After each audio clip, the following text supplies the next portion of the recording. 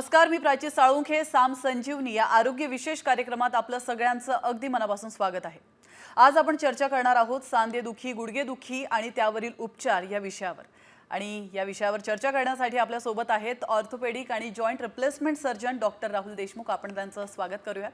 Sir, आपल्या कार्यक्रमात खूप खूप मनापासून स्वागत आहे. थँक्यू. नमस्कार. चर्चेला आपण सुरुवात करणारच आहोत, मात्र त्याआधी डॉक्टर राहुल देशमुख यांचा थोडक्यात परिचय करून घेऊयात. डॉक्टर राहुल देशमुख हे अग्रगण्य ऑर्थोपेडिक आणि जॉइंट रिप्लेसमेंट सर्जन आहेत आणि त्यांचा या क्षेत्रामध्ये 24 वर्षांचा अनुभव आहे. डॉक्टर देशमुखांनी हजारो यशस्वी शस्त्रक्रिया केलेल्या आहेत, ज्यामध्ये रोबोटिक असिस्टेड गुडघा बदलण्याची शस्त्रक्रिया असेल किंवा पुनरावृत्ती आणि युनिकम्पार्टमेंटल गुडघा बदलणं, गुंतागुंतीच्या वॅरस आणि व्हॅल्गस विकृती, कम्प्युटर असिस्टेड नेव्हिगेशन शस्त्रक्रिया यांचा समावेश आहे. त्यांनी सिंगापूर जनरल हॉस्पिटल आणि माउंट सिनाई US मध्ये फेलोशिप्स देखील पूर्ण केलेल्या आहेत. महत्त्वाचं म्हणजे कोविड काळामध्ये त्यांच्या कामगिरीबद्दल त्यांना कोविड वॉरियर पुरस्काराने देखील सन्मानित करण्यात आलं. जागतिक स्तरावर डॉक्टर राहुल देशमुखांनी शोध निबंध देखील सादर केलेले आहेत. तर जेम सुपर स्पेशालिटी हॉस्पिटल, त्याचप्रमाणे मुंबईमध्ये ते इतरही ठिकाणी त्यांची सेवा बजावत असतात. ते ट्रिनिटी हॉस्पिटलमध्ये मेडिकल डिरेक्टर आणि जॉईंट रिकन्स्ट्रक्शन डिपार्टमेंटचे प्रमुख आहेत. मुंबई व्यतिरिक्त इतरही शहरांमध्ये ते वैद्यकीय सेवा पुरवत असतात. तर चला तर मग आता सांधेदुखी आणि त्यावरील उपचार या विषयावर आपण चर्चेला सुरुवात करूया आणि सरांचं मार्गदर्शन घेऊयात. सर, पुन्हा एकदा आपलं स्वागत आहे. थँक्यू. धन्यवाद. खरं तर अतिशय महत्त्वाचा विषय आहे, कारण खूप जणांना सांधेदुखीचा हा त्रास जाणवत असतो. तर एकंदरीतच सांधेदुखीची कारणं नेमकी काय आहेत सर? सांधेदुखीची कारणं बेसिकली सगळ्यात पहिले म्हणजे वयोमानानुसार येणारा आजार. सगळ्यात सांधेदुखीमध्ये कॉमनेस्ट आहे गुडघेदुखी, कारण गुडघा हा आपला वेट बेरिंग जॉईंट आहे. आपल्या शरीराचं पूर्ण वजन गुडघ्यावर येतं. त्याच्यामुळे गुडघ्यावर येणारा वजनामुळे त्याची झीज पण लवकर होते. आणि सहसा सांधेदुखी आपल्याकडे कॉमनेस्ट ऑस्टिओआर्थरायटिस ज्याला आपण म्हणतो. ऑस्टिओआर्थरायटिस म्हणजे वयाने येणारी झीज आहे. जसं जसं वयोमानानुसार आपण गुडघे वापरून वापरून त्याचं कार्टिलेज घासतं, मग त्याला आपण ऑस्टिओआर्थरायटिस म्हणतो. त्याच्यानंतर दुसरं कारण आहे सगळ्यात कॉमनेस्ट म्हणजे स्थूलता, ओबेसिटी. हल्ली वजन सगळ्यांचे खूप वाढले आहेत, त्याच्यामुळे गुडघ्यांवर अतिरिक्त प्रेशर येऊन गुडघे घासायला लागले आहेत. तिसरं कारण आहे परत इन्फ्लमेटरी आर्थरायटिस आपण ज्याला म्हणतो, की अनुवंशिकतेने पुष्कळशा लोकांना, ज्याला एक उदाहरण देता येईल रुमॅटॉइड आर्थरायटिस असं एक उदाहरण आहे. जर रुमॅटॉइड फॅक्टर त्यांच्या ब्लडमध्ये असेल तर त्यांना संधिवात म्हणतो आपण त्याला. रुमॅटिझममुळे गुडघे घासले जातात, कार्टिलेज डॅमेज होतं आणि आर्थरायटिस होतं गुडघ्यांमध्ये. त्याच्यानंतर एक पोस्ट ट्रॉमॅटिक आर्थरायटिस प्रकार आहे. काही कारणास्तव कधी गुडघ्यांमध्ये इजा झाली असेल किंवा काही ॲक्सिडेंट होऊन गुडघ्यांच्या हाडांना इजा झाली असेल तर ते कालांतराने त्याला आर्थरायटिस होऊन कार्टिलेज डिजनरेट होऊन गुडघे घासले जातात. किंवा आपण त्याला एक इन्फेक्टिव्ह आर्थरायटिस पण असा एक प्रकार आहे. कॉमनेस्ट आपण त्याला म्हणू तर ट्युबरक्युलोसिस पण गुडघ्यांमध्ये बरेच वेळा आम्ही पाहायला मिळतो. त्याच्यामुळे ट्युबरक्युलोसिसचे बॅक्टेरियाज गुडघ्यांना घासवतात आणि गुडघा आर्थरायटिसमध्ये कन्वर्ट होतो. बिलकुल सर, आपण पाहतोय गेल्या 10 वर्षांपासून सांधेदुखीचं प्रमाण हे वाढत चाललेलं आहे. तर त्यामागची कारण नेमकी काय असू शकतात? आर्थरायटिसचं प्रमाण वाढायचं कारण असं आहे की सगळ्यात पहिले तर सध्याची जी लाईफस्टाईल आहे सगळ्यांची, ती अगदीच कोणाला व्यायाम केल्या जात नाही आहे. खूप वजन वाढत आहे सगळ्यांची, ओबेसिटी वाढत चालली आहे. खाण्यापिण्याच्या सवयी बदलल्या आहेत. बऱ्याचशा लोकांना आता फास्ट फूड कल्चर आल्यामुळे खूप फास्ट फूड खाल्लं जातं, अनहेल्दी फूड खाल्लं जातं. त्याच्यानंतर वजन वाढून गुडघ्यांवर अतिरिक्त प्रेशर येतो, त्याच्यामुळे गुडघे घासले जातात. आणि वन ऑफ द आणखीन एक मोठं फॅक्टर म्हणजे स्मोकिंग करणे किंवा अल्कोहोलिक किंवा अनहेल्दी लाईफस्टाईल. सध्या चालण्या फिरण्याचं प्रमाण कमी झालं आहे. जर विशेषतः आपण शहरी भागात बघायला गेलो तर चालण्या फिरण्याचं प्रमाण इतकं कमी आहे की प्रत्येक ठिकाणी आपल्याला रिक्षा, टॅक्सी किंवा पब्लिक ट्रान्सपोर्ट सगळं अवेलेबल असल्यामुळे खूप चालल्या जात नाही. त्याच्यामुळे व्यायाम कमी होतो. आणि तसंही ओव्हरऑल लोकांची मानसिकता आता व्यायाम कमी आहे, व्यायाम कमी करण्याची आहे. त्याच्यामुळे शरीराची ॲक्टिव्हिटी कमी होऊन पण होतो. त्याच्यानंतर बरेचसे कॅल्शियम डेफिशियन्सी झालं, विटॅमिन D3 डेफिशियन्सी झालं.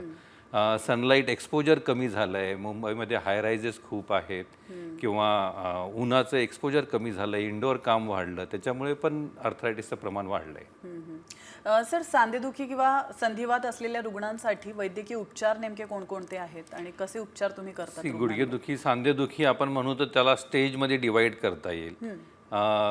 4 स्टेजेसमध्ये आपण डिवाइड करू शकतो, माइल्ड, मॉडरेट, सिव्हिअर असं त्याला. आणि किती स्टेजवर पेशंट तुमच्याकडे पोहोचतो त्याच्यानुसार त्याची ट्रीटमेंट चेंज होते. जर ग्रेड 1ला तुमच्याकडे आला आहे पेशंट, तर ग्रेड 1ला आपण जेव्हा पेशंटचे सिम्पटम्स थोडंफार पेन असतं, रोजचं चालं फिरायला त्रास होत नाही, रोजची ॲक्टिव्हिटी करू शकतो पेशंट, पण काही छोटं मोठं पेन असतं, अशा वेळेस आपण त्यांना काही पेनकिलर देतो, वजन कमी करायचा सल्ला देतो, ॲक्टिव्हिटी वाढवायला सांगतो किंवा हेल्दी फूड हॅबिट्स डेव्हलप करायला सांगतो किंवा काही कॅल्शियम सप्लिमेंट्स देतो. गुडघ्याला पोषक, कार्टिलेजला पोषक असे काही सप्लिमेंट्स देऊन त्यांचा इलाज करू शकतो आपण. परंतु जर पेशंट सेकंड स्टेजला आला आहे तर सेकंड स्टेजला आपल्याकडे त्याचे पर्याय वेगवेगळे अवेलेबल आहेत. आपण या सगळ्या सप्लिमेंटसोबत आपण त्या प्रयत्न करतो की त्यांना PRPचे इंजेक्शन्स गुडघ्यामध्ये देऊ शकतो, प्रोटीन रिच प्लाझ्मा म्हणतो आपण त्याला, किंवा हल्ली जेल इंजेक्शन्स पण अवेलेबल आहे जे रेडीमेड आपल्याला मार्केटमध्ये मिळतात. ते जेल इंजेक्शन्स पण आपण गुडघ्यांमध्ये सोडून त्याच्यामध्ये बऱ्यापैकी लुब्रिकेशन करून त्या गुडघ्यांचं लाईफ वाढवू शकतो.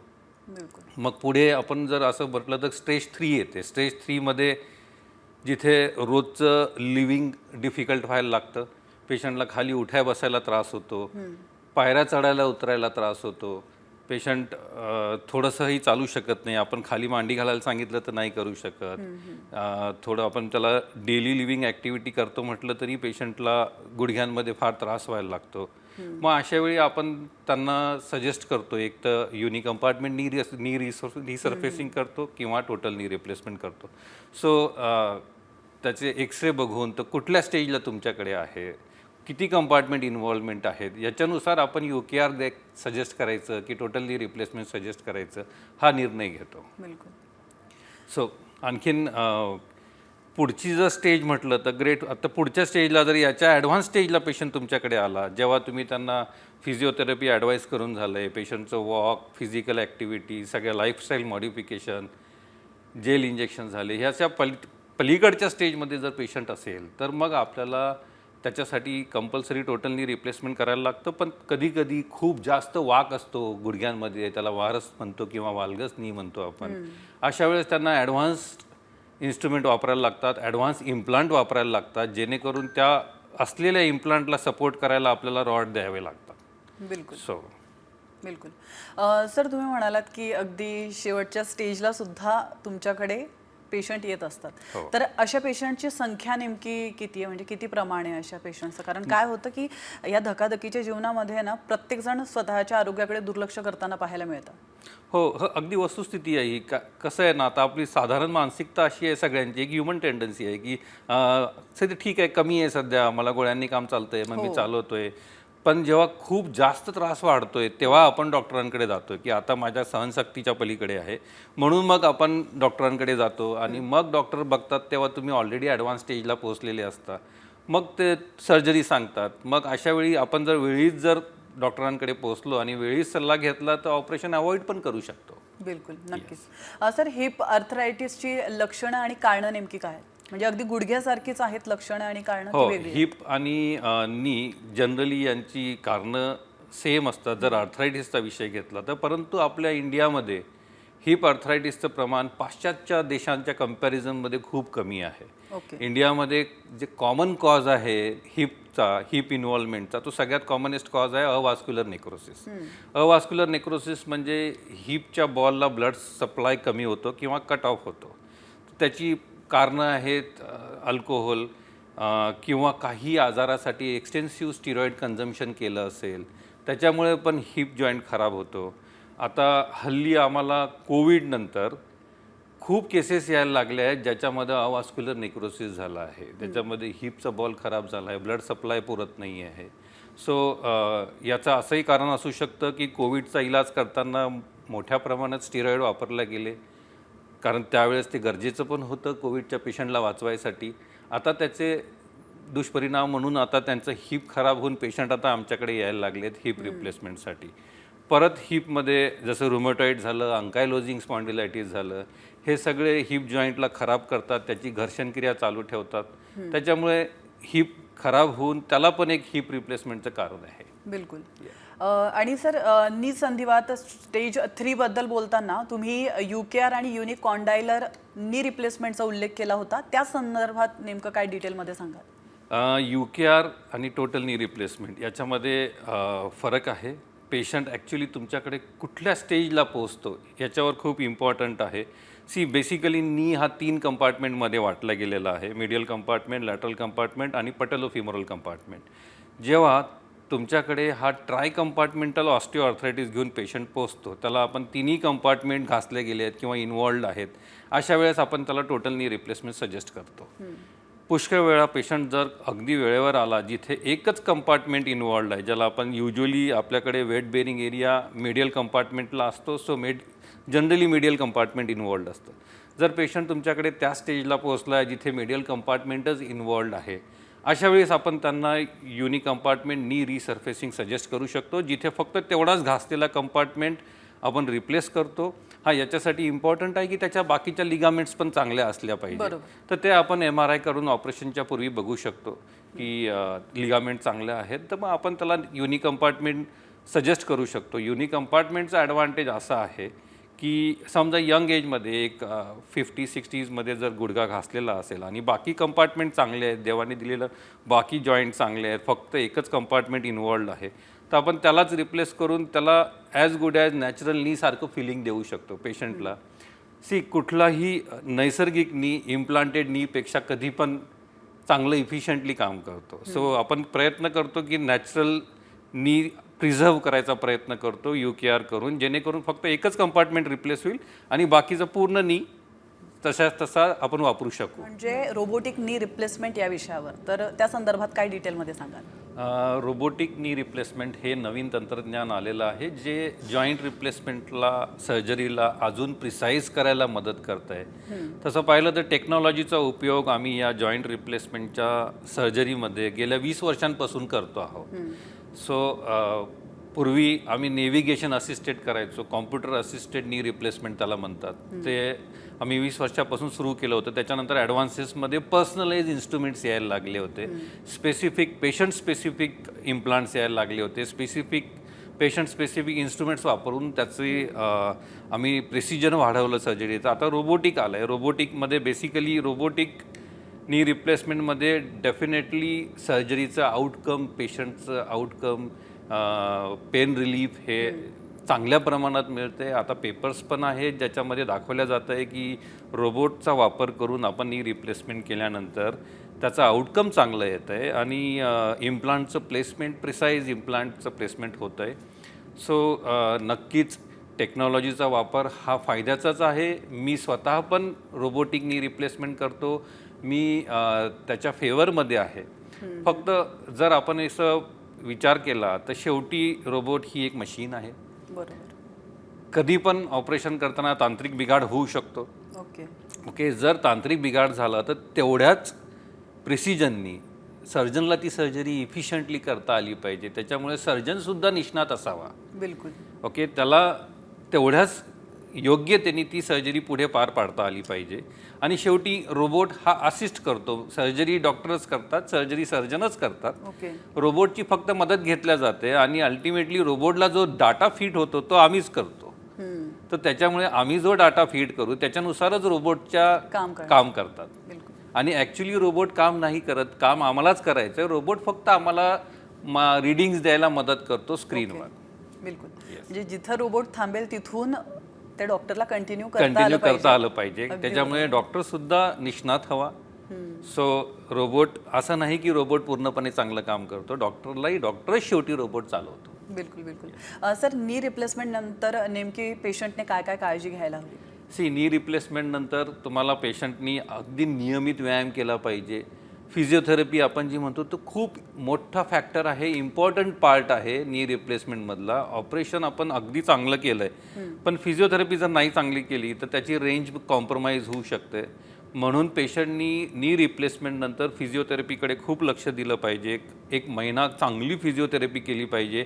रोज 2 किलोमीटर वॉकला गेलं पाहिजे कमीत कमी आणि गुडघ्याची लवचिकता मेंटेन केली पाहिजे. आहार पोषक घेतला पाहिजे. त्याच्यानंतर पेन किलरमध्ये गरज लागली तर कधीही घेऊ शकता तुम्ही छोट्या मोठ्या प्रमाणात. पण अति पेन किलरचं सेवन पण किडनीला डॅमेज करू शकतं. बिलकुल त्याच्यामुळे फिजिओथेरपीवर खूप जास्त लक्ष दिलं पाहिजे. बिलकुल सर, एक काळ असा होता की जेव्हा 50शी नंतरच हा त्रास जाणवायला सुरुवात व्हायची, म्हणजे वृद्धांनाच फक्त सांधेदुखीचा त्रास व्हायचा. मात्र गेल्या काही वर्षांपासून हा त्रास तरुणांमध्ये देखील तेवढाच पाहायला मिळतोय. त्यामागची नेमकी कारणं काय असतील? आता तरुणांचं लाईफस्टाईल आपण बघितलं तर सगळ्यांना आता स्थूलता वाढत चालली आहे तरुणांमध्ये. कारण इटिंग हॅबिट्स त्यांच्या अनहेल्दी झाल्या आहेत. बाहेरचं खाणं खूप वाढलं आहे. फास्ट फूड वाढलं आहे. ते कल्चर वाढलं आहे. त्याच्यानंतर तरुणांमध्ये चालणं, व्यायाम करणे याचा कंटाळा खूप आहे.